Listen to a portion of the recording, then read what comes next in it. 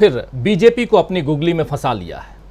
आज अविश्वास प्रस्ताव पर चर्चा की शुरुआत हुई और चर्चा में कांग्रेस और खासकर राहुल गांधी पर हमला बोलने की पूरी तैयारी बीजेपी ने की हुई थी।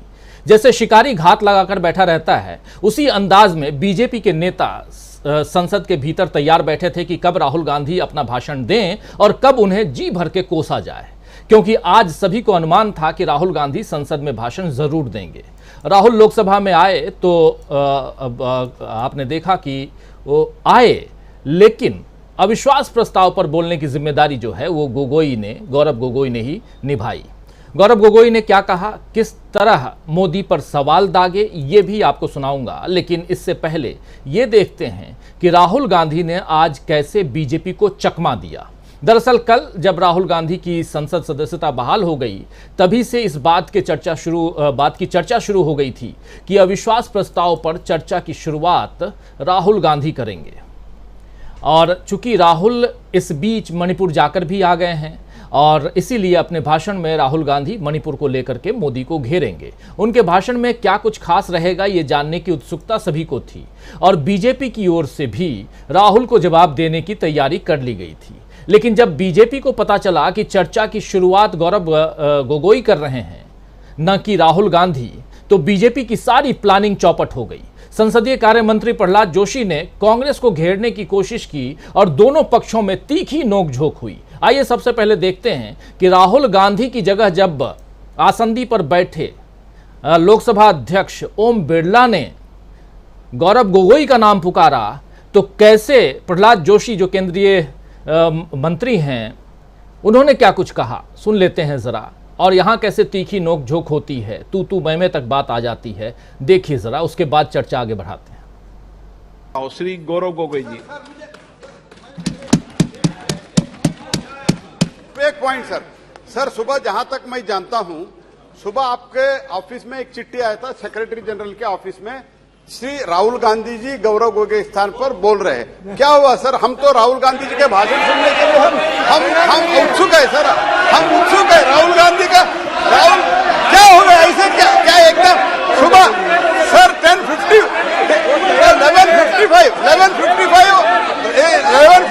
इनका चिट्ठी आया है सर, अभी 12 बजे चेंज हो गया। क्या हो गया? थोड़ा हमको भी समझ में आए सर, यही हमारा request. Let me understand what has happened sir.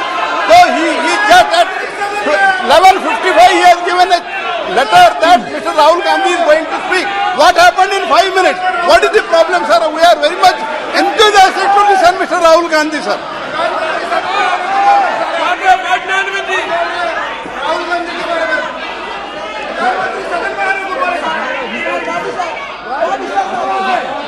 प्रधानमंत्री को बोलो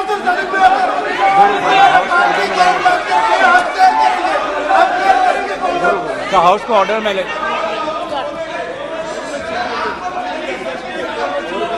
सर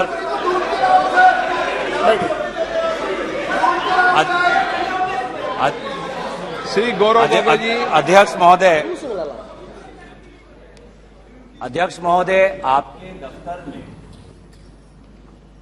अगर क्या हो रहा है, क्या दरखास्त दी गई है, आप खुद ही, आप इस सदन के रक्षक हैं, आपके दफ्तर के अंदर क्या बातचीत हुई है? क्या हम बताएं कि प्रधानमंत्री मोदी जी ने आपके दफ्तर के अंदर क्या क्या बातें की हैं? हम नहीं कहते। कोविड के चाहिए माननीय अध्यक्ष जी, बताना चाहिए, बताइए। एक गंभीर आरोप है माननीय अध्यक्ष जी, बताइए।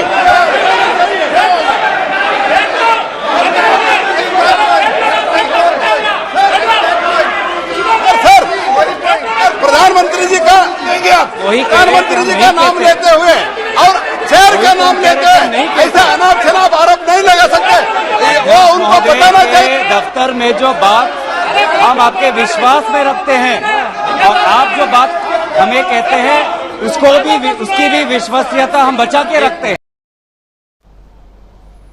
तो ये तीखी नोकझोंक, नहले पे दहला या चौके पे छक्का कह सकते हैं। एक तरफ जहां चौका मारने की कोशिश बीजेपी कर रही थी वहां छक्का मार करके गौरव गोगोई जो हैं वो आगे निकल गए, क्योंकि वो कह रहे हैं कि क्या हम बताएंगे कि आपके दफ्तर में प्रधानमंत्री नरेंद्र मोदी से आपकी क्या बात होती है।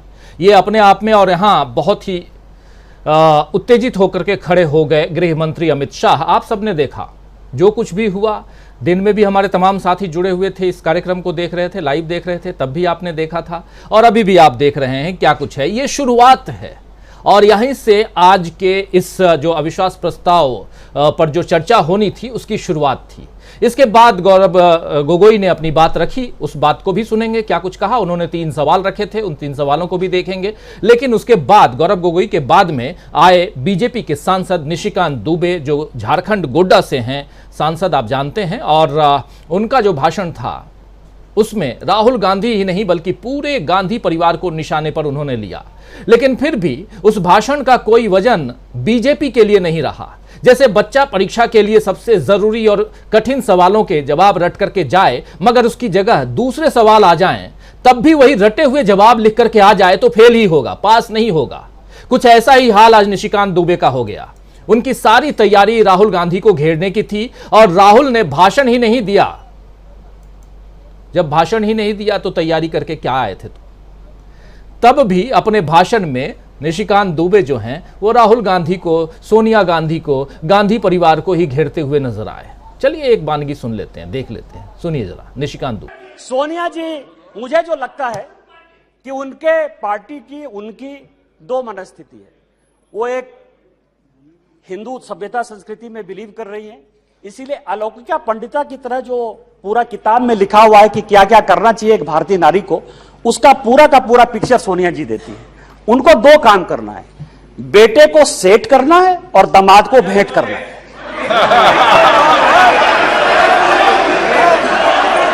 अरे जिसका नेम ले रहा है वो बोले ना, जिसका नेम ले रहा है वो बोले, ये लोग क्यों बोल रहे हैं? तो सोनिया गांधी हंसेंगी नहीं तो और क्या करेंगी। अच्छा किया सोनिया गांधी हंस करके इस जो बातें हैं, अब यहाँ किन शब्दों का प्रयोग करूं, शब्द तो बहुत आ रहे हैं लेकिन नहीं बोलना चाहता हूं। मर्यादा का पालन करना ज़रूरी है पत्रकारिता में भी। खैर, जो हाल निशिकांत दुबे का संसद में दिख रहा था वही नरेंद्र मोदी का आज बीजेपी के संसदीय दल की बैठक में दिखा। आज पीएम नरेंद्र मोदी ने फिर अपने भाषण में इंडिया को ही निशाने पर लिया और कहा कि वे यानी विपक्ष आखिरी गेंद पर छक्का मारना चाहते हैं। मोदी ने आज भी इंडिया के लिए घमंडिया शब्द का इस्तेमाल किया है। अब मोदी इंडिया को घमंडिया कहें या उसके नाम को लेकर कुछ और तंज कसें, इंडिया का फैसला इंडिया की जनता ही करेगी। और जहां तक आखिरी गेंद पर छक्का मारने की बात है, तो कौन जानता है कि कभी नरेंद्र मोदी स्टेडियम में ही कोई ऐसा मैच हो जाए और मोदी देख लें कि क्रिकेट में कुछ भी संभव है।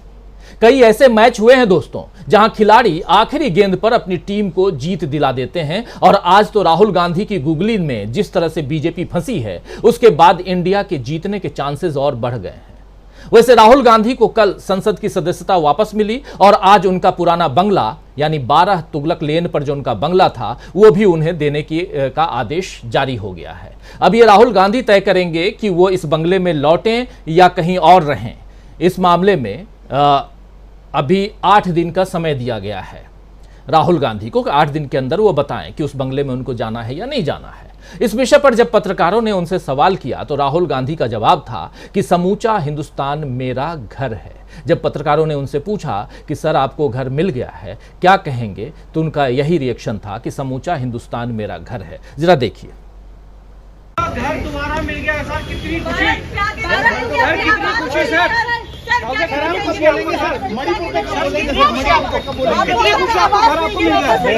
सर। मेरा घर पूरा हिंदुस्तान है। आप मणिपुर में बोलेंगे राहुल? बोलेंगे आप लोग?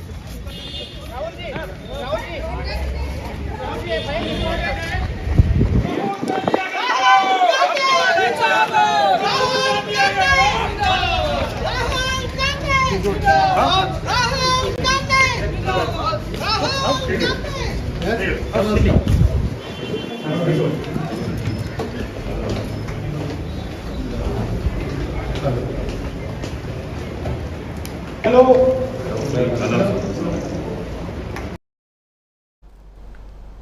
तो सुना आपने, पूरा हिंदुस्तान मेरा घर है कह रहे हैं राहुल गांधी। और फिलहाल तो राहुल गांधी इंडिया की बैठक में मुंबई जाएंगे। आप जानते हैं 31 अगस्त और 1 सितंबर को इंडिया की बैठक मुंबई में होने वाली है। और उससे पहले 12 और 13 तारीख को, इसी 12 और 13 तारीख को राहुल गांधी अपने संसदीय क्षेत्र वायनाड में रहेंगे। और इस बीच अब नाना पटोले, जो महाराष्ट्र के कांग्रेस पार्टी के अध्यक्ष हैं, उन्होंने ये घोषणा कर दी है कि भारत जोड़ो यात्रा पार्ट 2 गुजरात से मेघालय तक होगी। अभी तक हम लोग बात कर रहे थे कि गुजरात के पोरबंदर से लेकर के अगरतला तक होगी, लेकिन आज आधिकारिक घोषणा पहली बार हुई है कि ये यात्रा कहां से कहां तक होगी। आधिकारिक तौर पर यह घोषणा हो गई है कि गुजरात से लेकर मेघालय तक ये भारत जोड़ो यात्रा पार्ट 2 होगी। कब होगी तारीख नहीं बताई गई है, लेकिन यह जरूर कहा गया है कि जल्द होगी। हो सकता है कि 15 अगस्त से शुरू हो जाए। तो भारत जोड़ो यात्रा पार्ट 1 ने बीजेपी को हिलाकर रख दिया था। अब भारत जोड़ो यात्रा का दूसरा चरण क्या तहलका मचाएगा, राहुल गांधी की आंधी किस तरह अब पश्चिम से पूरब की ओर चलेगी, यह देखना दिलचस्प होगा। लेकिन फिलहाल यह देख लेते हैं कि आज गौरव गोगोई ने अपने भाषण में क्या कहा, और फिर न्यूज पॉइंट में चर्चा को आगे बढ़ाएंगे। लेकिन गौरव गोगोई ने अपने भाषण में 3 बातें, उन्होंने प्रमुख बातें रखी हैं। उन 3 बातों को सुन लेते हैं, चर्चा आगे बढ़ाते हैं। हमारे साथ कुछ वरिष्ठ साथी जुड़े हुए हैं, उन सबसे भी आपका परिचय करवाऊंगा। पहले सुनते हैं गौरव गोगोई को। साफ साफ 3 सवाल है प्रधानमंत्री महोदय से। सवाल पहला कि आज तक वो मणिपुर क्यों नहीं गए। राहुल जी गए, इंडिया अलायंस के विभिन्न पार्टीज गए, गृह मंत्री जी गए, एमओएस होम गए, पर देश के मुखिया होने के नाते प्रधानमंत्री मोदी जी क्यों नहीं गए, यह है सवाल पहला। सवाल दूसरा कि लगभग 80 दिन क्यों लगे प्रधानमंत्री मोदी जी को मणिपुर पे कुछ बोलने के लिए, और जब बोले तो सिर्फ 30 सेकंड के लिए बोले। सवाल हमारा तीसरा कि प्रधानमंत्री जी ने आज तक मणिपुर के मुख्यमंत्री को बर्खास्त क्यों नहीं किया।